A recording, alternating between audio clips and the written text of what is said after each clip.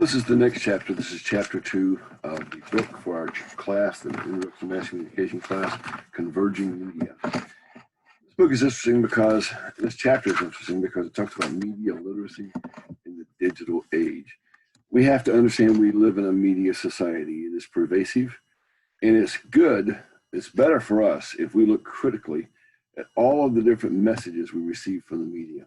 Let me just define media literacy for you first, and then we'll go forward to talk about it more from there. Media literacy is the process of critically analyzing media content by considering its particular presentation, its underlying political or social messages, its media ownership and or regulation that may affect the type of content we receive. We've talked about the 4 functions of mass media before. We're not going to go into that again. It's in chapter 1.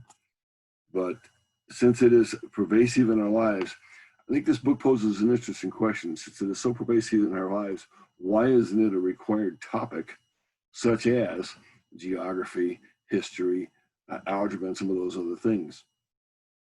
I had a brilliant algebra teacher. However, I haven't used algebra, I don't believe, since 11th grade, high school. Some things to think about in regard to this. We are learning all the time. We learn from everything around us. It's that the media is so pervasive, we can be taught by it. We can get our values by it. Our values are shaped by it. We need to strive to and try to make sure that what we're learning is both accurate and useful. And of course, we know the stories of the mass media, the network that put a bomb in a truck so that it had a better blow up effect. We know about the false documents that one news media actually kept looking for a document authenticator to authenticate it, even though the first 4 or 5 told them that they weren't authentic. So they finally found someone who would trade a favor for authenticating it, and they went on the air saying it was authentic, knowing it wasn't. So we know about these things. These are not, some of you may not be old enough to remember some of those things, but you can look them up. You can look up the CBS Dan Rather, George Bush document authentication history, or the NBC, and I think it was some sort of a truck, Ford truck or GM truck, I don't know which, in which when they hit it, it said it could explode, and it didn't explode very well. So what they did was they planted explosives on it and made it blow up very, very dynamically. And of course, they got caught with their hand in the cookie jar, so to speak. Media consumers need to question what they see, hear, or otherwise experience at any time when we're in that interaction with mediated communication. And here's one of the things that I don't understand. Sometimes we see things and we hear stories, and we for some reason don't examine sort of face value. Is it true on the face of it? On the very face of it, is it true? Because if you can look at the actual statement and just from the information in the statement, decide that's just not a true statement, then we need to be able to do that. What makes mediated communication different? One thing the book talks about is semiotics. Semiotics is a study of science and symbols. Science affects our thinking in ways that cannot be overestimated, should not be underestimated. We take signs and symbols and we give them meaning. If you think about the heart, you just draw a heart. What does that mean? I heart you? Well, no, that means love. That's a semiotic. That's a sign or a symbol that is a good demonstration of semiotics. Talk about framing in the next page. It talks about framing and the fact that we organize everything in a certain way. We put a framework around it. And these frameworks, and the media puts frameworks around things as well. They frame things in a certain way to present them in a certain way. And that creates meaning as well that they want us to accept. One of the things about our world that we live in is something called the echo effect. And this is something that is very, very true. Many people tend to surround themselves with online voices that echo their own. There probably are not a lot of conservative Republicans who watch MSNBC or CNN. There are probably not a lot of liberal Democrats who watch Fox News on any regular basis. I happen to watch all three. Whatever my political or other things like that may be, I want to watch all three because I know that all three are going to present things in a certain way, and I like to see different sides of the issue. I've seen all three present information in a way that was clearly just not presented accurately as to what those were being reported. I heard one network after a press conference in which President Trump said that we're going to do whatever we need to do to win it, to take care of things in Afghanistan, never mentioning troop increases. I went to one, it was MSNBC, I believe it was, and the banner below, whatever their discussion was, the banner below, remember framing, the banner below said President Trump promises troop increases in Afghanistan. That was just not true. It was just inaccurate. Going forward now, talks about the early concerns of media effects. There's been a long time where the critics have warned that the coverage of violent crime could create an increase in violent crime.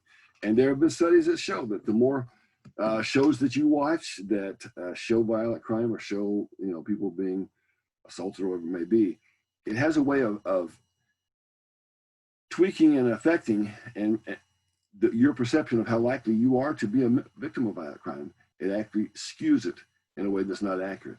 Same thing with if you watch a lot of medical shows, it will skew your perception of how likely you are to be, to catch cancer or develop cancer or to catch this or that or the other.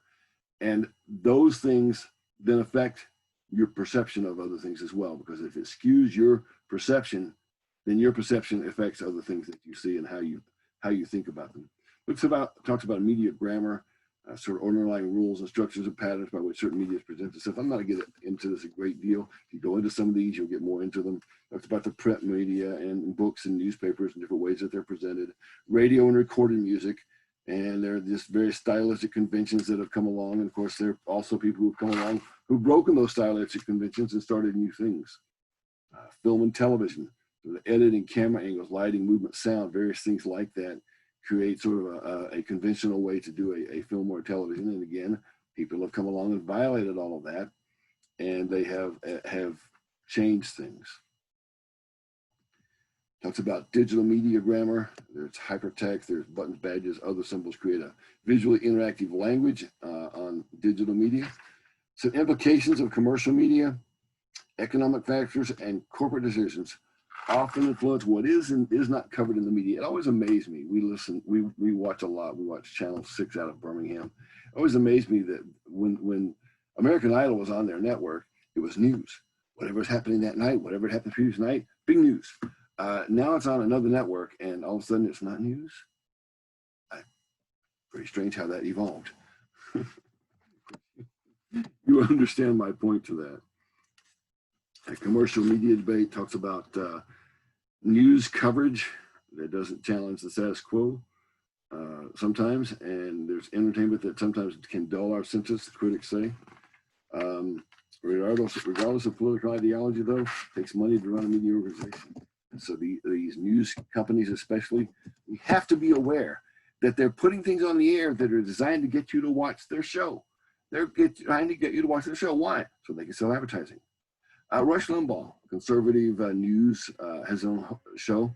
He said once, okay, he actually said, this is a quote. He said, everything I say on my show, I say for entertainment. And yet I know people who sometimes seem to think that Rush Limbaugh somehow has some connection with God or something. And whatever he says seems to be the next version of scripture. Maybe it's going to be added to the Bible one day. I don't know how you can say this or think this when the man himself has said, everything I say on my show, I say for entertainment.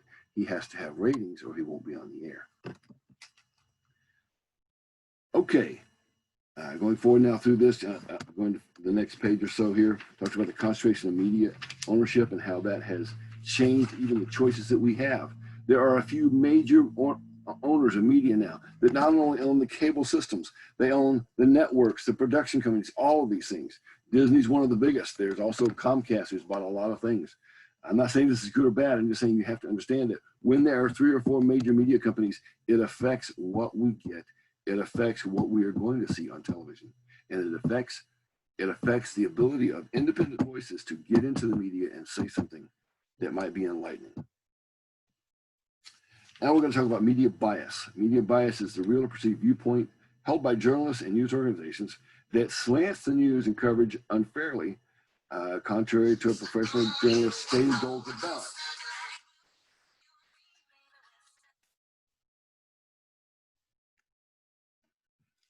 You probably heard a song play. My wife was calling. Sorry for the interruption. So we have to think about media bias. We tend to think of the news as objective, especially when things are done in writing. So if we're reading a newspaper, there's an assumption that it is true. They've done studies of people taking tests, and what they found out is that when someone's taking a test, they're more likely to get a false question and label it as true than a true question and label it as false, because of the tendency to believe what we see in print, even if we know it's a test. Talks about the fact that some question whether balance is attainable or even a worthy goal. We're going to go forward to the latter part of the book here. Talks about, we're going to talk about developing critical media and literacy skills. You need to ask, what's the purpose of this media content? Consider the source of the media. Look at the framing of it. How is it being presented? What stereotypes are being presented? And are they being presented in a way that perpetuates that stereotype or in some way reinforces some mythology we have about certain stereotypes? We need to question the media ecosystem. Is the environment and are the channels online and offline, who's profiting from the various stereotypes being perpetuated? We do need to understand that we can learn to make the media ourselves. We can learn media production skills. That is something that we can do. That's how people become producers. People have started their own YouTube channel and they've become not just famous, but somewhat wealthy off of that fact. As we go forward now, we need to think of media literacy and developing media literacy in our lives as an ongoing process.